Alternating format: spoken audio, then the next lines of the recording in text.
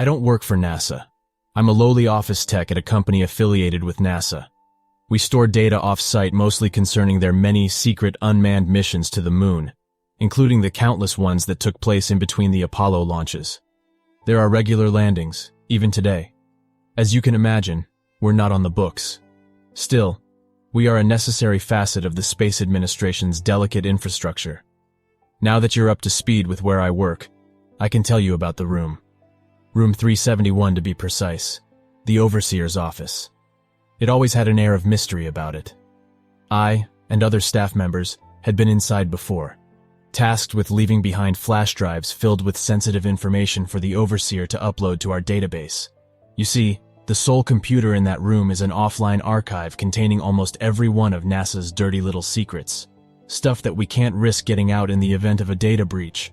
If anyone were to hack our online mainframe, they would only find decoy files, outlying pieces of data that have already been in the public's eye. Most of the information I dealt with amounted to mundane statistical analyses. The real interesting, controversial stuff was sent directly to the overseer, bypassing the prying eyes of entry-level employment. That brings us to yesterday. It was a normal drop-off assignment. Bring the flash drive to room 371, leave it on the desk, and shut the door on your way out. I had done it countless times before. This time, however, was a little different. After placing the drive on the desk, I noticed a faint glow on the wall behind it. The computer was on. This was strange. It was always shut down by the overseer after a data dump. The only times I had ever seen it turned on were days when he was in there, still working. I admit, my curiosity got the better of me. With a slight spike in adrenaline, I walked around the desk and sat at the chair, ready to take back at least one mystery to the hive mind on the main floor. The convenience in this moment cannot be understated. I later discovered that the overseer was sick and had rushed to the bathroom, where he remained for at least 40 minutes. Not only was the computer on, but it was unlocked. Even our personal workstations required a series of passwords that changed daily. Passwords we had to spend the first 10 minutes of any given workday decrypting. This was the one and only chance I had to placate my curiosity and dig for the buried treasures of NASA. I knew there just had to be something in the confines of our database that would elicit a gasp or mouth drop, something I would remember for the rest of my years. In settling in at the desk, my heart pounding at the thought of the overseer's return, I noticed the computer was calibrated just like the rest of our PCs. Because of this, I knew just what folders to open and what digital stones to turn on my hunt for secrets. Most files were your run-of-the-mill storage vessels, data pertaining to the boring truths of the trade, statistics and physics predictions. After a few minutes of searching, I almost called it quits, but one document caught my eye. It was titled, Project Burial at Sea. This was what I wanted. A classified NASA project, never before released to the public. In this moment, secrets were revealed to me. Ones I soon wished I had never unearthed. As is common with these types of documents, the jargon was very straightforward and low on description. As such, I had to piece together bits of information to form a clear picture of the proposal and subsequent missions that apparently started at the turn of our current century. What I discovered did indeed elicit a gasp. It also made my skin crawl. Project Burial at Sea was, ironically enough, a failsafe against information leaks. It implemented the pre-existing infrastructure of NASA's unmanned missions to dispose of cracks in the system. That is, individuals likely to come clean about privileged information. Yes, you heard right. Individuals. NASA was killing off would-be whistleblowers to protect their assets. The initial proposal called for sending the bodies into deep space, but too many unknown variables presented themselves. If even one probe was knocked back to Earth by an asteroid or unforeseen space event, the entire operation would be done for, especially if it landed in enemy territory. At that point, another country could use it to blackmail our government for aid and financial gain. Burying the bodies on the moon prevented this, and eliminated all potential evidence tying anyone to the crime. The people who vanished made up a very small portion of NASA, so the ratio of missing persons in relation to their workforce was barely disrupted, deflecting any potential suspicion. After a rigorous sterilization procedure, the bodies are stuffed into the hollow spaces of the previously unmanned probes. Once they reach the lunar surface, They are collected by rovers, of which there are many more than you're aware of, and buried in the craters of a specific section of the moon's dark side. In other words, mass graves. The rovers later collect samples to determine the long-term effects of the soil on human decomposition. This was not the purpose of the project, just an added benefit. I was floored. This document was not what I expected. I couldn't believe this sort of thing would happen in our country, and at NASA of all places, an organization I was involved with. After closing the file and navigating back to the home screen, I left room 371 and shut the door, my worldview shattered. Upon returning to my workstation, my coworker, Bill, questioned me. Jack, where were you? Did you hear the overseer retching in the bathroom? Poor guy has that stomach bug that's been going around.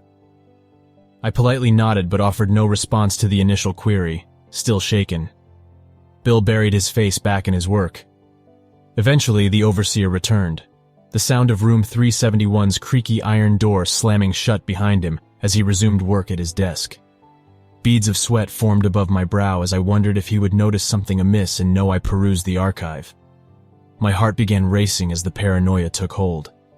I had to tell someone about my discovery. Perhaps I misinterpreted the information. Maybe Bill could put my mind at ease. He was a nice guy, not the type to break a promise or betray his fellow worker. Bill, have you heard anything about NASA sending corpses to the moon? He stared at me a moment, an overly serious expression painted across his face. Then he laughed. Jack, you are a card. Where do you come up with this stuff anyway? You should write a book. Without so much as a sound to alert his arrival, the overseer put his hand on my shoulder. I nearly jumped out of my skin. Jack, I've been meaning to talk to you. A big promotion in the works. Meet me in my office in 10 minutes.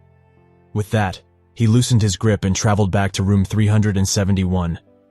My eyes widened and my heart sank. Bill noticed something was wrong. What's wrong, Jack? You look as though you've seen a ghost. Promotions are a big deal around here. Only one every few months or so. Lisa was promoted last year and went on to supervise one of the unmanned probe launches. Haven't heard from her since. I turned to Bill and met his gaze. Bill, it's been nice working with you. He smiled before turning back to his computer. You too, Jack. 10 torturous minutes came and went.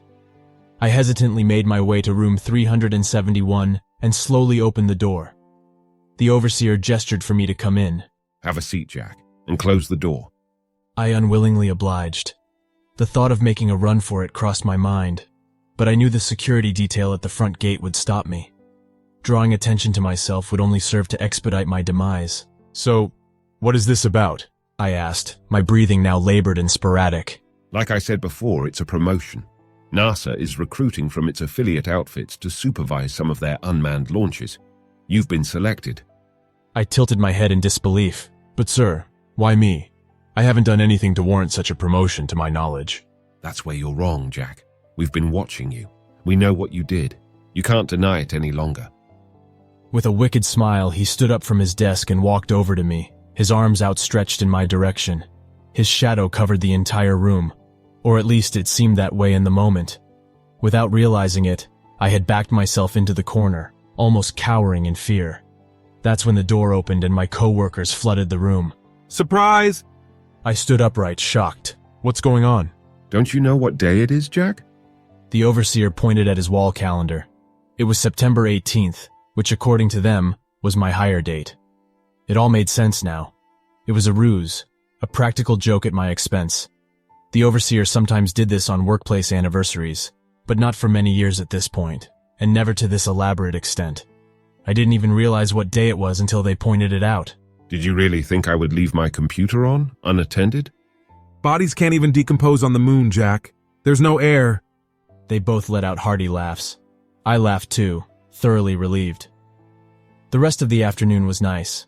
After all was said and done, we returned to work, invigorated by the positive surge of energy and morale.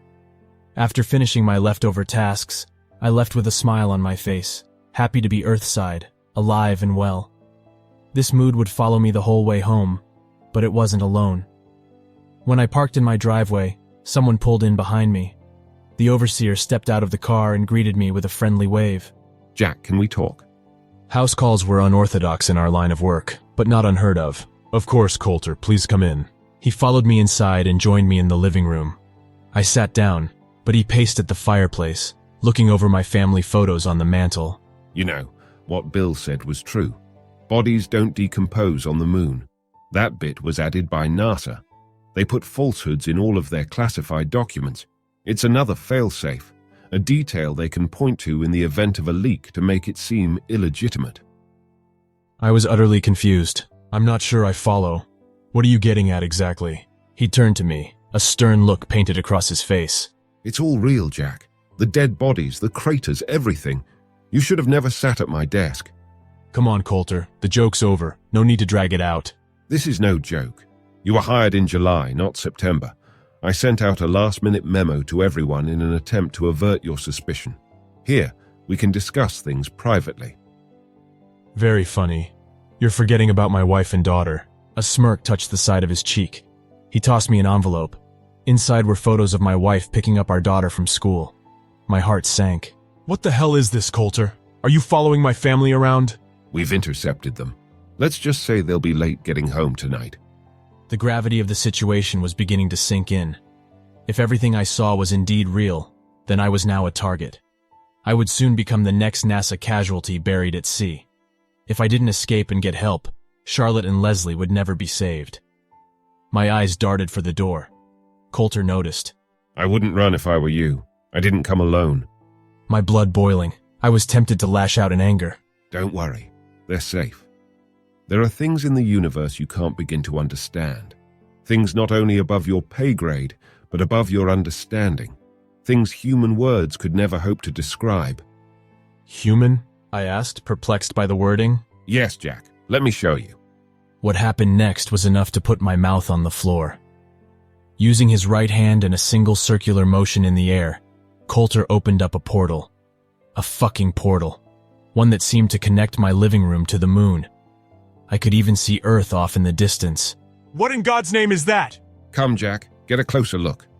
As his hostage, I had no choice but to humor his demands. Upon stepping up to the void, still frazzled, I saw it. A crater, filled to the brim with corpses. Why are you showing me this? Just watch, Jack. I looked back to the scene and noticed something at the edge of the crater. 3 shadowy figures, far too tall to be human. They extended their arms and a glow rained down from the space above the crater. The corpses. They moved. I watched in horror as the bodies were reanimated, but these were not living things. They were shells controlled by a puppeteer, bent to its sinister will. The 3 shadows became one and formed an archway, a blinding brightness pouring out from within. One by one, the corpses walked into the light until finally, the crater was emptied. Then the light dissipated, and the shadows spun in unison, taking off at great speed into the abyss of deep space.